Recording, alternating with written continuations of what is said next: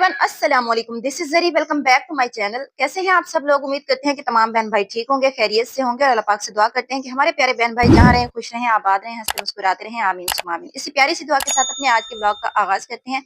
और आज की वीडियो जो है स्टार्ट हो रही है हमारी किचन से। और आज मैं बनाने वाली हूँ मजेदार सा पास्ता। झटपट बनने वाली रेसिपी है ये पास्ता की, तो जरूर वॉच कीजिएगा। जैसे कि रमजान शरीफ गुजरा है और रमजान में डेली बेस पर हमारी रूटीन होती है कि इफ्तार में हम लोग पकोड़े, समोसे, रोल, दही बड़े, राइस यानी कि इस तरह की चटपटी सी चीजें बना रहे होते हैं, जिससे हमारे मुंह का जायका जो है ना वो थोड़ा अच्छा हो जाता है, बेहतर हो जाता है। क्योंकि सारे दिन का हम रोजा होता है, हम यही सोच रहे होते हैं कि सारे दिन हमारा रोजा होता है तो हमारे मुंह का जो फ्लेवर है ना वो चेंज हो जाता है। तो उसको बेहतर बनाने के लिए इस तरह की चीजों को हम ज्यादा तरजीह देते हैं और पूरा महीना इफ्तार में हम इन्हीं चीजों को बनाते हैं। तो उसके बाद आ जाती है जी मीठी ईद। और मीठी ईद पे तो ज़ाहिर सी बात है मीठे को ज़्यादा तरजीह दी जाती है, यानी कि सिवइयाँ, शीरखुरमा, खीर इस तरह की चीज़ें जो है ज़्यादा बनाई जाती हैं 2-3 दिन तो। और उसके बाद फिर हमारा जो है ना वही हाल हो जाता है जैसे कि हमने रमज़ान में रोज़े रखे होते हैं और हमारे मुँह का जायका जो है चेंज हो जाता है। तो बस फिर हमारा जो है ना कुछ चटपटा बनाने को दिल चाह रहा होता है और रोटी जो है ना बिल्कुल ख़त्म हो जाती है। जैसे कि हमारे रमज़ान में भी ऐसा ही होता है कि ऊपर वाली जो थोड़ी बहुत चीज़ें होती हैं वो हम लोग खा लेते हैं, लेकिन रोटी से हम बहुत दूर चले जाते हैं। तो वापस रूटीन में आने में थोड़ा-सा टाइम लगेगा, लेकिन अभी जो है फिलहाल कुछ ऐसा ही हाल था, तो मैंने सोचा चलें आज बनाते हैं मज़ेदार सा यम्मी सा पास्ता। झटपट बनने वाली ये रेसिपी है, लेकिन सब्जियाँ काटने में थोड़ा-सा टाइम लग जाता है। और ज़ाहिर-सी बात है ऐसा तो नहीं है कि हम सोचें कि हम बैठे हैं बस चुटकी बजाएँ और ये काम हो जाए, तो ऐसा बिल्कुल भी नहीं हो रहा होता। तो यहाँ पे रात का टाइम यानी कि शाम और रात के दरमियान में मैं मैकरोनी बना रही थी, यानी कि इशा का टाइम था। तो उस वक़्त मैं जो है मैकरोनी तैयार कर रही थी, वेजिटेबल मैकरोनी। अगर आपके बच्चे भी मेरे बच्चों की तरह सब्जियाँ नहीं खाते, सब्जियों से दूर भागते हैं, तो आप ये वाली ट्रिक अपनाइए। इंशाल्लाह आपके बच्चे भी मेरे बच्चों की तरह शौक से वेजिटेबल खाएँगे। घर में अगर सब्ज़ी बनाते हैं ना, तो बच्चे कई तरह के नखरे करते हैं, नुक्स निकाल रहे होते हैं कि हमने नहीं खानी, हमें सब्ज़ी अच्छी नहीं लगती, सब्जियों से बहुत दूर भागते हैं। पता नहीं क्यों बच्चों के साथ क्या प्रॉब्लम होती है कि वो सब्जियों को देख के ही ना इतनी बातें करना शुरू हो जाते हैं। मेरे बच्चे भी ऐसे ही करते हैं, तो मैं क्या करती हूँ कि इस तरह से उनको जो है ना सब्जियों के साथ कुछ और डाल के मतलब चीज़ें और मिला के ना बना के देती हूँ, ताकि बच्चे शौक से खा लें, सब्ज़ी भी खा लें। हमारा मिशन जो है माँओं का वो भी पूरा हो जाए। और सब्ज़ी की जो मतलब कि सब्ज़ी तो ज़ाहिर-सी बात है हेल्थ के लिए बहुत ज़रूरी होती है, तो ज़रूर इस्तेमाल करनी चाहिए। तो बच्चों के लिए ना कभी नूडल बनाएँ, उनमें थोड़ी-सी सब्जियाँ जो है ना मिक्स थोड़ी-थोड़ी करके डाल दें। कभी आप ये बना रही हैं मतलब कि वो डिफरेंट स्टाइल होता है इसका वेजिटेबल की कटिंग का। कभी आप उसको क्रश कर लें ताकि वो बिल्कुल मिक्स हो जाएँ, कभी आप उसकी कटिंग कर लें, मतलब वो आप पे डिपेंड करता है कि आप किस तरह से सब्ज़ी अपने बच्चों को खिला सकती हैं। अच्छा, पहली बात तो ये है। दूसरी बात ये है कि मैक्रोनी तैयार करते हुए स एक बात को आपने हमेशा याद रखना है कि जब आप मैक्रोनी बॉयल होने के लिए रखें ना, तो सब आपने ये नहीं करना कि ठंडे पानी में मैक्रोनी को डाल देना है और बस ये उसके बॉयल होने का इंतज़ार करना है, तो वो मैक्रोनी आपकी बिल्कुल खराब हो जाएगी। तो आपने क्या करना है, झटपट वाला काम हमने करना है, क्योंकि हमने अपने टाइम को बचाना है। हमारा टाइम हमारे लिए बहुत कीमती है, तो हमने टाइम के साथ ही चलना है। तो करना क्या है जी, पानी जब गर्म हो जाए तो उसमें आपने चुटकी भर नमक डाल देना है और डालना है 1 चम्मच घी, ताकि वो हमारी मैक्रोनी मज़ेदार सी ज़बरदस्ती बॉयल होके रेडी हो जाए। तो उसके बाद ही जी वो मैंने कर लिया था, वो मैक्रोनी बॉयल हो चुकी थी और ये सारा काम मैं कर रही थी सिलेंडर पे, क्योंकि गैस का आजकल फिर मसला है। गर्मियाँ आ गई हैं, लेकिन गैस वालों का मसला जो है ना वो हल नहीं हो रहा।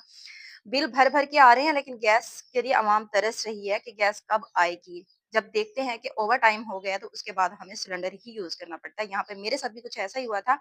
मैं भी गैस के इंतज़ार में खड़ी-खड़ी कि आ रहा है, अभी आ जाएगा, लेकिन इशा हो गई। तो मैंने सोचा कि अब जो है गैस नहीं आती, तो बस बेटा अब इस तरह से सिलेंडर पर ही काम किया जाए। सिलेंडर से मैं क्यों अवॉइड करती हूँ? क्योंकि सिलेंडर पर काम करना मुझे अच्छा नहीं लगता, मुझे उससे डर लगता है सिलेंडर से, इसलिए मैं सिलेंडर को दूर रखती हूँ, पाइप फिट करती हूँ, तो वो उससे ये होता है कि बर्तन बहुत ज़्यादा काले हो जाते हैं, लेसदार कालक हो जाती है, जो कि धोने में बहुत मुश्किल होती है और हाथों का खाना खराब हो जाता है। खैर जी, मजबूरी है, सब करना पड़ता है। तो उसके बाद मैंने यहाँ पर थोड़ी-सी प्याज़ डाली थी और मैंने एक ही टमाटर इसमें डाल दिया था और इसको मैंने अच्छे से जो है फ्राई करना था। और दूसरी बात जो है मैक्रोनी बनाते हुए आप इस चीज़ का भी ख़्याल रखिएगा कि सब्जियाँ जो है ना, सब्जियों को ज़्यादा पकाना नहीं है। अक्सर यही कहा जाता है कि सालन में भी सब्ज़ी को ज़्यादा मत पकाया करें। कभी-कभी ऐसा होता है कि बिल्कुल हलवा-सा बन जाता है पकाने के चक्कर में कि सब्ज़ी हमारी गली नहीं है, गल जाए। क्योंकि हमारे घर में कई अफ़राद होते हैं, तो हर किसी की अपनी-अपनी चॉइस होती है। कोई कहता यूँ हो, कोई कहता वो हो। तो सुननी सिर्फ़ हमें अपनी चाहिए, क्योंकि जो मतलब सब्ज़ी ज़्यादा गली हुई नहीं होती, नॉर्मल होती है ना, उस सब्ज़ी का फ़ायदा ज़्यादा होता है। उसमें हेल्थ के लिए बहुत अच्छी होती है। तो बस ये जो है ना पास्ता जिसमें हमने वेजिटेबल ऐड करनी है ना, इस चीज़ का ख़्याल रखना कि इसको ज़्यादा नहीं पकाना, यानी कि ये सालन नहीं बना रहे हैं हम, ये हम बना रहे हैं माइक्रोनी। तो मकसद हमारा सिर्फ़ ये है कि सब्जियों का जो है ना फ़ायदा सब्जियों से हम हासिल कर सकें। तो इसको हम नॉर्मल पकाएँगे क्योंकि ये चाइनीज़ में आता है, तो चाइनीज़ सब चीज़ में ना अगर सब्ज़ी को ज़्यादा पकाया जाए तो वो थोड़ी ब्लैक कलर में आ जाती है, यानी कि उसका कलर काफ़ी चेंज हो जाता है, जो कि बिल्कुल भी अच्छा नहीं लगता। और खाने में भी मतलब अच्छा नहीं, ज़ाहिर-सी बात है जब एक चीज़ देखने में अच्छी नहीं लगती तो वो खाने में कहाँ से अच्छी लगेगी।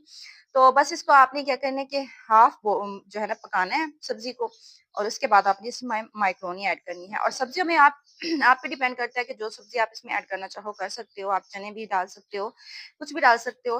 लेकिन मैंने इसमें ना चिकन अवॉइड किया था क्योंकि मेरा मकसद था बच्चों को सब्ज़ी खिलाना, तो इसलिए मैंने ये सारी सब्जियाँ मँगवा ली थी। तो बस देखिए यहाँ पर मैंने सब्जियों की हल्की-सी भुनाई की, उसके बाद कोई पानी-वानी इसमें आपने ऐड नहीं करना। अगर इसमें आप पानी ऐड करेंगे ना, ये बिल्कुल भरता बन जाएगा सब्जियों का और फ्लेवर सारा मिक्स हो जाएगा, तो कोई समझ नहीं आएगी कि किस सब्जी का कौन-सा फ्लेवर आ रहा है। लेकिन अगर आप इसको हाफ़ वो पकाएँगे ना, तो हर सब्जी का अलग-अलग फ्लेवर आएगा, जो कि मैक्रोनी के साथ मिलके बड़ा ही ज़बरदस्त आता है।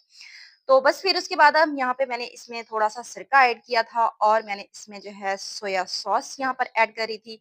ये सोया सॉस तो मैंने मार्केट से लिया था रेडीमेड, लेकिन आप इसको घर पर भी तैयार कर सकते हो ईज़िली, वो मैंने एक वीडियो पहले भी अपलोड की थी। अगर आप देखना चाहो तो वो देख सकते हो, लेकिन बहुत ही ईज़ी है, यानी कि आप एक चीनी की मदद से ना ये सोया सॉस घर पर तैयार कर सकती हैं आसानी के साथ।